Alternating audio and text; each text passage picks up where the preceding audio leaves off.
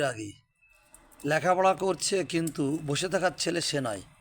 আপনারা দেখছেন, এই দেখেন, এই যে টবে বিশাল বড় একটা টব টাইপের কিছু, সেখানে আখ চাষ করেছে বাসার ভিতরেই। দেখেন কি সুন্দর আখ হয়েছে, যাকে ইক্ষু বলে। ইক্ষু রস অতি মিষ্ট, আমরা সকলেই পড়েছি।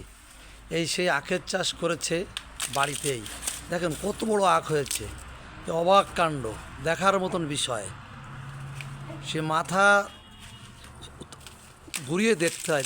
দেখছেন, এই সে জ্যোতি বৈরাগী দুই দুই গোছা আখের চাষ করেছে, সে আখের পরিচর্যা করছে। এই দেখেন আখটা কত সুন্দর হয়েছে, আপনারা দেখেন, প্রচুর আখ।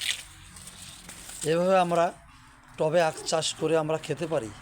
আখ খুব উপকারী মানবদেহের জন্য। এতে মানবদেহের তাপমাত্রা সঠিক রেখে শরীরকে সঠিক রাখার চেষ্টা করে। সেই আখ দেখছেন জ্যোতি বৈরাগী বাড়ির টবে চাষ করেছে।